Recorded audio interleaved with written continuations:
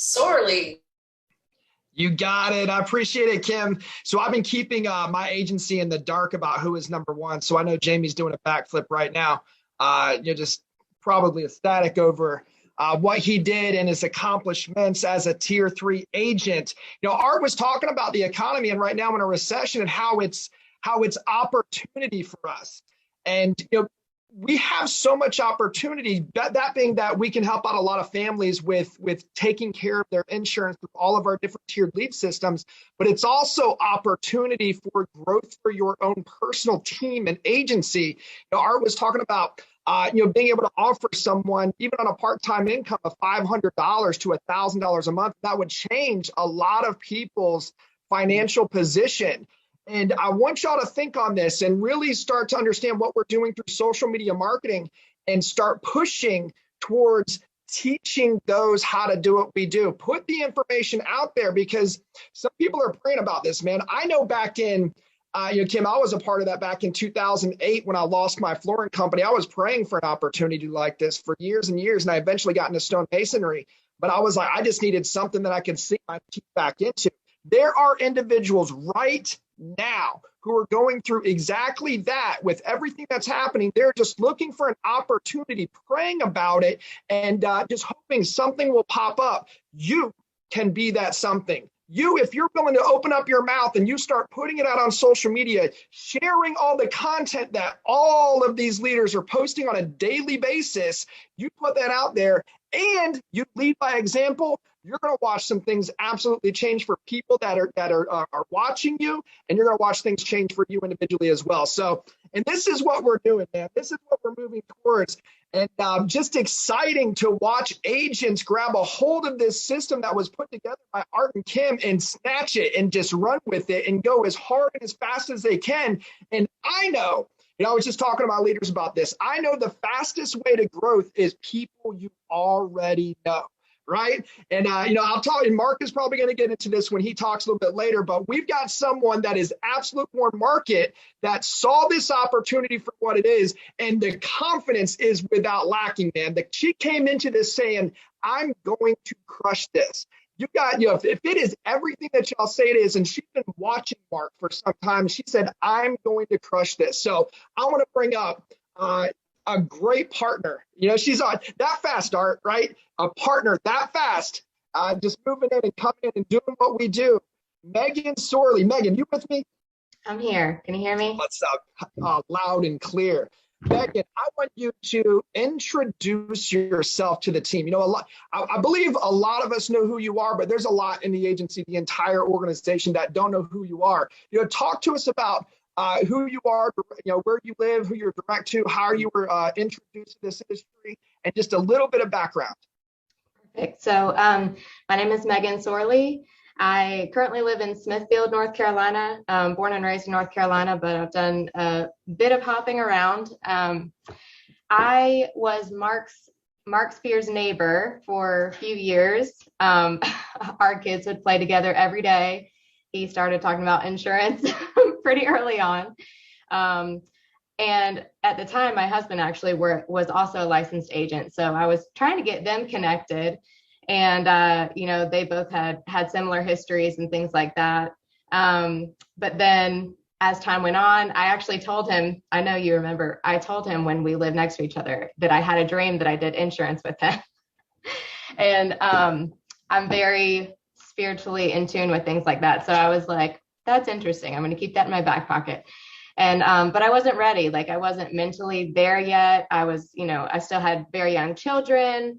I was trying to figure out what direction I was going to go. Just a little bit of my history. I did 8 years in the Army Reserve and deployed for a year, met my husband in Afghanistan. And when we came back, we settled down pretty early. I started having children. I have 3 kids. I was a stay-at-home mom.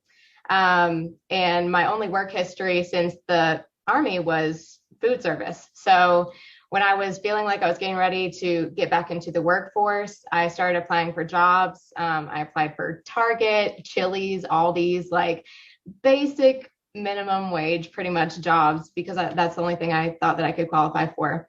And because I didn't have a degree, and I didn't get a single call back. So no interviews, no nothing. Even with 8 years military experience, the fact that I had been a stay-at-home mom for 6, 7 years by that point trumped everything. So I decided maybe I need to go back to school. Maybe it's time to get my degree. So I went back to school. I was going to get a marketing degree. And after about a year of school, I was like, this sucks. I'm like spending so much time learning all this stuff that I'm never going to use, like biology classes and accounting. Like I was just trying to learn marketing. And so I decided I was going to swap those hours for something that was going to at least make me some money.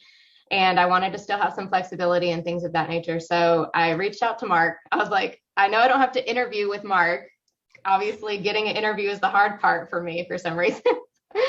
So I decided that this was the time and I was going to make it work. So I finished the insurance course the last 2 weeks of my last semester. I was going to give it the summer to make it happen. And if not, then I was going to go back to school in the fall. And so I gave it everything I had for the summer. And here we are. Here we are. All right, let's get into your first week. So what leads did you start out with? What did it look like for you? You were obviously plugging into the training. Talk about that initial first 2 weeks in the business. You're licensed. You don't have all the carriers, right? Because that's what happens. We come in, we don't have all the carriers. Talk about what you did, what you wrote, the leads that you worked, and the training you received. Yeah, so those first few weeks, I had TLG4s. You know, these are older leads, 3 to 5 years for the most part. And I just was really focusing on getting the script down and handling objections. That really was my only focus. Like if I set an appointment, awesome, but I wasn't going to beat myself up. I had already talked to my husband. Like my intention was to just learn the system and the script and things like that. So that's what I did. And I don't even think I set an appointment for like the first 3 weeks. I was calling and like, you know, I would like have a good conversation with them, but I couldn't nail them down for an appointment. So I'd call Mark, I'd figure out what I did wrong. Okay, that's what I should say when they say this. Write it down. I have sticky notes everywhere. Y'all should see my desk. But I just like would ask him what I should do better, make a note, change it, go forward. And I think, yeah, you know what? I had set appointments before my 3rd week. I think probably the 2nd week I started setting appointments. I hadn't closed any though. By my 3rd week, I sold my first app. And that was a very easy sale. The lady, she was looking. So it was like, okay, perfect. Thank goodness. Like, you know, I'm still figuring this thing out. She was great to work with. And those were the TLG4s. After the 4s, I kind of moved up to the 3s and the 2s, a little more recent. There's a sweet spot though, like when they're older, it's almost like they're less defensive because they are not getting calls all the time. So that's right. I actually think I prefer the 3s and 4s because they're not all heated about getting so many calls. And they either had like stopped thinking about it and then they're like, oh yeah, I still need to take care of that. Or they're up for a policy review, I found. So, and then, started working the game times like the following month. What did that tri-fill adjust cycle look like for you? I know Mark, when he was running up through training, he had sticky notes all over the place as well. What are you writing on those sticky notes and why are you writing them? I mean, and I still like, this is like a comfort blanket. Like I just have notes everywhere. I keep this out still when I make dials. I don't even look at it. It's just like having it there. If I freeze and I can be like, hold on. But like it's writing, okay, if they say this, because we have the flow charts with objections and things like that, but I don't have time to pull that up on my computer once they say something. So it's like, I literally have a sticky note, got that taken care of. Perfect. I'm so glad you didn't wait on us to get that taken care of. Like, I'm just going straight to like, whatever Mark said I'm supposed to say. I'm like, okay, I like have a sticky note for that. So, and there was a lot of like failing at first, like, it was not pretty. It was like, okay, that person was mean or I didn't know what I was talking about. And that sounded really stupid. And like, I'd get off the phone, I'd go talk to my husband and be like, "Ooh, I need to step outside for a minute." Cause that was embarrassing, but he would be like, "You never have to talk to that person again." So what carriers did you write, Megan, when so you finally started getting into it? You know, it took a couple of weeks, and this is pretty normal. Yeah. for most new agents, because you're learning phone script objection handling and learning how to communicate with these clients in an insurance manner, right? Like we had that switch that you're now running the appointment. So after your first couple of weeks, you've now got your carriers in line. A lot of agents, they don't put this work in because they don't think they have all the carriers to write. What prompted you to start going immediately? It just was, I had my mind made up. So I had Foresters pretty early and Americo pretty early. And I mean, even to this day, those are two that I write probably the most often. Great Western was shortly behind that. So I just kind of got a basic idea of the products, but there was a lot of learning as I went, just because that's how I learned best. I can sit here and read product guides and everything else, but it's not going to stick until I write an application. I'm like, oh, okay, that's what I can't have on this app. That's right. Learning through the activity of education, right? Right. Get done. All right. So now we're through month one. You were just under 10,000 there into month two, which was last month. Yes. It still blows my mind. Some of these agents are like, wait a second, last month, number two and 20K. Yeah, that happened. So let's talk about your lead flow. I want to know your weekly investment, right? Of investment for leads. I want to know your lead flow and then your weekly schedule of activity. Okay. The schedule has probably been the most challenging part since the beginning. Just having 3 kids, and my husband has a kind of a wonky work schedule as well. He goes into the office some days he's at home and can help me out. And we're still kind of figuring that out. But on the days that he's home, I'm able to kind of work more in the morning. At my son's nap time, I have a good chunk of time there that I can do an appointment. And then when he has afternoon meetings, I can either do more dials or appointments when he's here. On the days that he goes into the office, I only have a 2 p.m. time block, 5 p.m. time block, and 7 p.m. time block.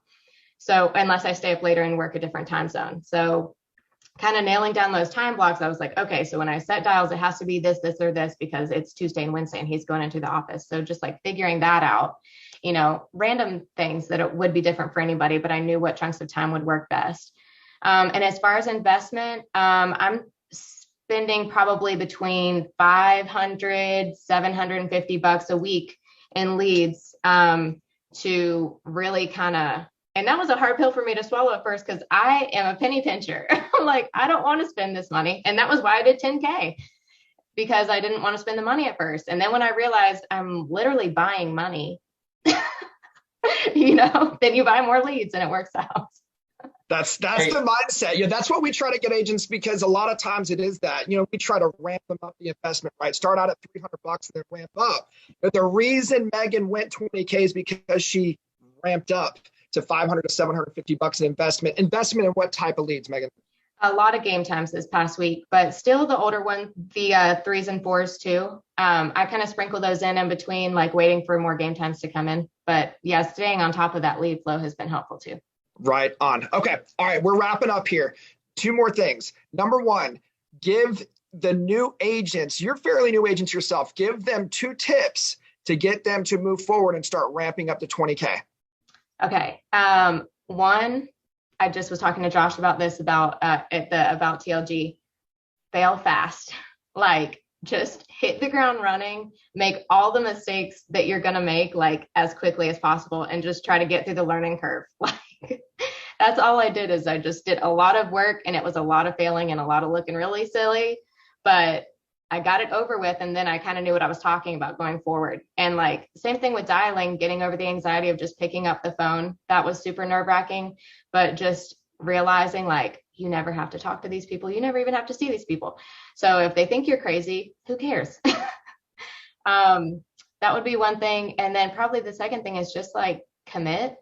I'm not like some crazy hustler entrepreneur. Like, I am a stay-at-home mom, and I do feel like I have something to prove. After not getting those interviews, I was like, I know that I'm worth more than Aldi, Target, and Chili's, and I'm going to make them pay for not giving me an interview. I'm going to show them how hard I can work. Yes. Hey, Aaron, you mind if I jump in here? Yeah, man, get it. So Megan, this is just so inspirational to me to hear you tell your story. And here's what strikes me is that you had a deliberateness of purpose when you started. So many new agents, and if you're new and you're listening to her, one of the most common mistakes that we see is people want to dip their toe in the water of the TLG ocean, right? To see how it is. The problem is when you say, I'll give the TLG opportunity a week or 2 weeks, I'll see if it works, then I'll commit. The problem is that lack of commitment is reflected in the way you come across on the phone, the way you are confident in your presentation, your online presentation. And so what I see and sense from you, Megan, is you didn't say, I'm going to try this. You said, I'm going to do this. I'm going to give it a couple months minimum. You had a coach next door or your next door neighbor, but Mark is sticking with you. So how did you keep your mindset calm on that? Did you just have enough faith to know that what we were telling you would work? Or did you actually do what we hope a lot of new people do? Have the maturity to realize that you didn't learn to snow ski in a day. Most people don't learn how to water ski in a day. You don't learn how to become a great or a good above average tennis player in a day or a month or even 2 months. It takes a little time to the learning curve. Can you comment on that? Like, what kept you moving forward? Was it, you said you wanted to prove it to the people that have told you no, but how did you deal with the failure aspect in your first month? Absolutely. So, well, first of all, like I saw Mark start from the bottom and, not know what was happening. I saw his journey. So knowing from the get-go, like, I'm not going to have it all figured out month one. We literally talked about it every day being neighbors. So, and my husband also had done life insurance before. He said the same thing. He said, it's not going to be overnight. You're going to suck at first and that's going to be okay. Just keep going. That was really the big thing. And dropping out of school. I mean, I didn't feel like I really had another option. Like, I don't have a degree. I couldn't even get an interview at these places. So like, if I'm ever going to work again, like I got to make something work, Well, what I'm hearing is that your husband and you both fully understand, so does your coach, Mark, that pressure kills productivity. Yeah. So instead of getting all tense in your first 2 weeks, I've got to score, I'm failing. You just you relaxed with the process. You had faith in your upline. You had a success example in Mark. So you just relaxed and then you could be yourself. You learned the system. And as you're learning the system, you still wrote just under 10,000 and your second month, 20,000. Tell us about where you see yourself going in month 3. And by the way, for all of you that are new out there, and I mean this sincerely, with all humility, but if a stay-at-home mom with 3 kids and a partial schedule to pursue this business can write $20,000 in a month with just a superior attitude toward what she's doing, I mean, why can't you do the same thing? I never dealt with a situation like that when I started in sales. So let's go back to you, Megan. Month 3, what do you think what's your goal? What are you going to do? My goal is 30,000. And speaking of sticky notes, I have this on my computer. Okay, so that 30,000 is your goal. 30,000 is my goal. Are you going to adjust the amount of money you spend on leads weekly? I think you totally get the arbitrage of what you spend equals what you're going to sell. There's a ratio there. Yes. Your second month, you went 500 to 750 a week, or 5 to 700 to get to 20,000. How do you see yourself indexing your lead investment to hit 30,000? Yeah, absolutely. Everything that the prior 2 months have literally shown me the formula. So more hours, more leads, more AP. That's literally all it is. That's exactly what I did my second month. I upped my lead flow. I upped a little bit more time. I was probably working by the end of last month. I was probably working about 25 to 30 hours a week. Okay. The prior month, it was 15, maybe 20. So I fully intend to spend more time and spend more money on leads to get those sales. Would it be reasonable to say that you're going to take the profit that you're making on the 20,000 that's issuing, and instead of going and spending all that money to pay off a credit card or to buy something or to make an extra mortgage payment, that's your seed money to reinvest in leads to literally buy your way up to 30,000, to invest your way up to 30,000. So, and I'm not putting pressure on you, I'm just trying to find out what you're thinking. Do you think that you could see yourself spending $750 a week on leads or Absolutely. maybe $3,000 in the month to hit 30,000? Is that what your mindset is? Or My mindset is as many leads as it takes. So if that's $1,000 in leads, Yeah. 1,500 in leads, whatever gets me to the next point. And to your point, I paid off 2 credit cards this morning. Well, there you go. But I bet you didn't spend all the money that you made so you can invest that seed money in your leads to go up to the next level. Right. And can you imagine at $30,000 a month what you're going to be making in income on a monthly basis? I mean, Right. can you even imagine on the advance alone? Have you thought about that? Have you and your husband done the calculation? We have been. Okay. We have goals. We're excited. Okay. And without any pressure, and I'll wind up due to time. And if your answer is no, that's cool. But do you have any interest in maybe down the road, building a team or recruiting a team once you feel like you've got your skills down in a solid way? Absolutely. Yep. I'm already talking to a few people and scoping out the people in my life that I feel like would be good fits for it. I'm gonna tell you something, Megan. Everybody's hearing the word recession. All you have to do is print out all of your deposits over a 4-week period, mark out your bank account number, ask them what their plans are for the recession, or are you worried about the recession that's coming or that we're in since it was just declared? I found an opportunity where on a part-time basis, I can make this as a stay-at-home mom with 3 kids. That will do more to recruit them into TLG than if you drove over them in a Rolls Royce out in the road. And imprint the emblem right in their forehead. I'm serious because money talks. I love that. Aaron, I'm tossing it back to you for any redirect on Megan. Megan, you're awesome. Thank you. And by the way, you have a great poise about you that we don't really see with new people. I mean, you're a very effective communicator. So, and thanks for just having fun with the TLG opportunity and showing all the new people that if you just have fun, relax and enjoy the process, treat it like a business and invest in it, that you're going to hit the goal. So, I mean, if you've been this relaxed the whole way, I think this is a big quality toward your success. Aaron, back to you. You know, man, isn't it great to have women leaders coming up into TLG bulldozing these men? I was going to say that, Aaron, but I thought that would be more effective coming from you. I think we need an army of stay-at-home moms with 3 to 5 kids each to turn the company around. And maybe our men can stop doing push-ups in the backyard and start doing dial sessions. But I don't know, Aaron. I'm just playing, man. I'm not trying to embarrass you. You should be laughing at this because some of you guys are saying this, and I mean this in a complimentary way. You're like, if Megan can do this, man, I'm going to kill this. And that's exactly what we want you to think. So if we have a little fun with you, we're not trying to mess with your mind or your ego. We're just trying to inspire you. Okay. That's what this whole thing is about. Megan is an inspiration. So Aaron. Thank you so much. You know, we're now moving into Josh, man.